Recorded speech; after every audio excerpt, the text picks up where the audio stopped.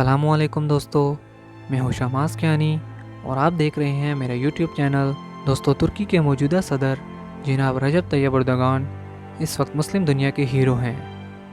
Tayyip Erdogan نے کمال Ataturk کے secular ترکی فوج اور عدلیہ سے بنا کسی تصادم کے کمال ذہانت کے ساتھ اسے پھر سے اسلامی ترکی کے سفر کی جانب روانہ کر دیا ہے۔ ترکی 1299 سے 1923 تک اسلامی خلافت کا مرکز رہا، جسے آج ہم خلافت عثمانیہ کے نام سے جانتے ہیں۔ یہ خلافت 3 براعظموں تک پھیلی ہوئی تھی۔ یہ خلافت آج کے ارمینیا، عراق، شام، اردن، فلسطین، بلغاریہ، یونان، مکہ، مصر اور ان جیسے 40 ممالک تک پھیلی ہوئی تھی۔ خلافت عثمانیہ کے خاتمے کے بعد ترکی مصطفیٰ کمال اتاترک کی قیادت میں بتدریج اسلام سے دور ہوتا چلا گیا۔ اسے ایک سیکولر ریاست میں بدل دیا گیا۔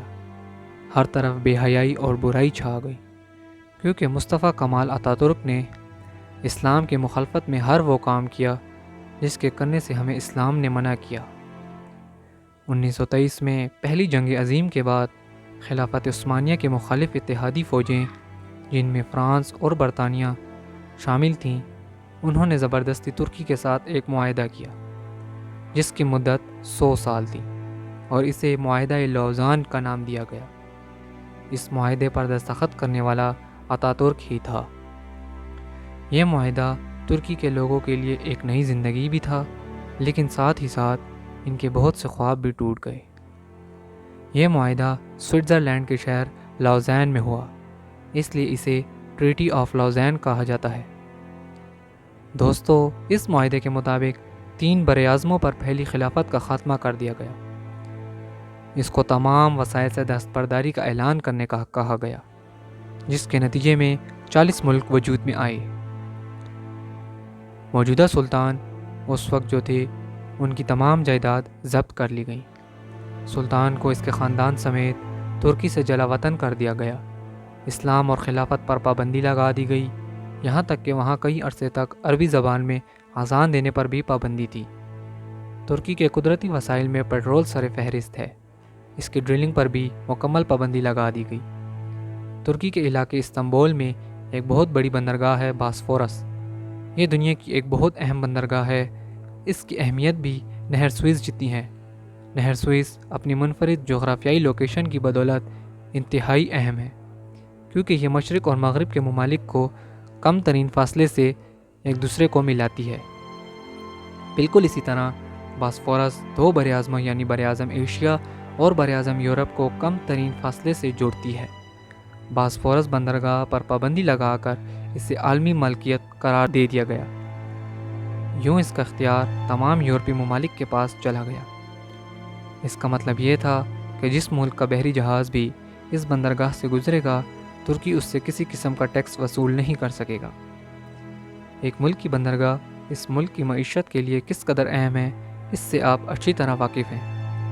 غرض، اس معاہدے کے تحت ترکی کے ہاتھ 100 سال کے لیے باندھ دیے گئے اور اسے دیوار سے لگا دیا گیا۔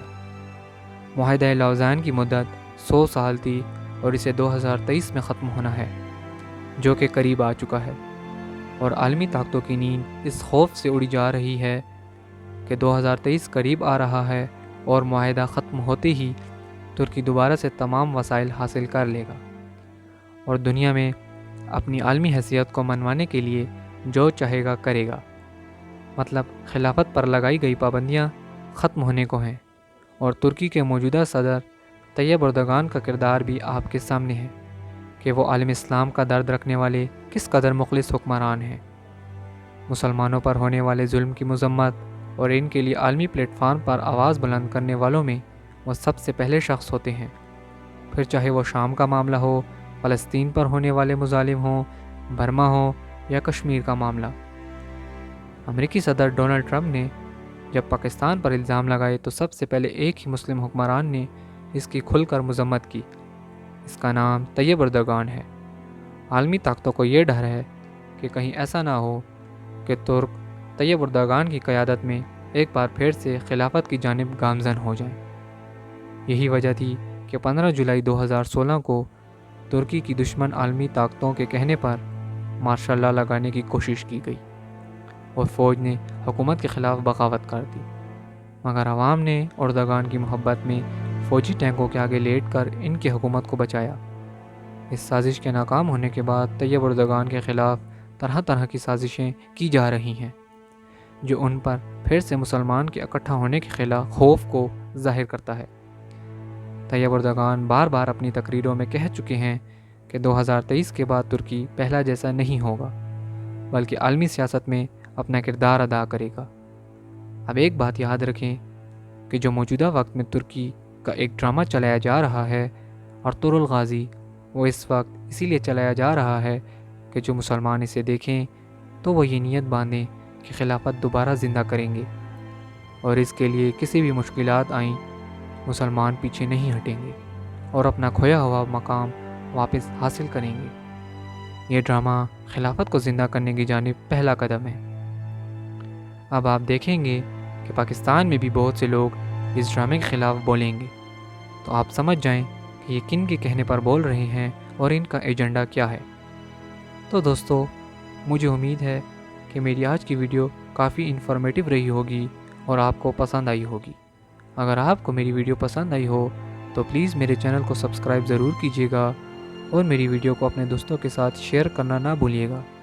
مزید اس طرح کی انفارمیٹیو ویڈیوز کے لیے ہمارا چینل ضرور سبسکرائب کریں۔ میں آپ سے ملوں گا اپنی اگلی ویڈیو میں، تب تک اپنا بہت خیال رکھیے گا۔ اللہ حافظ۔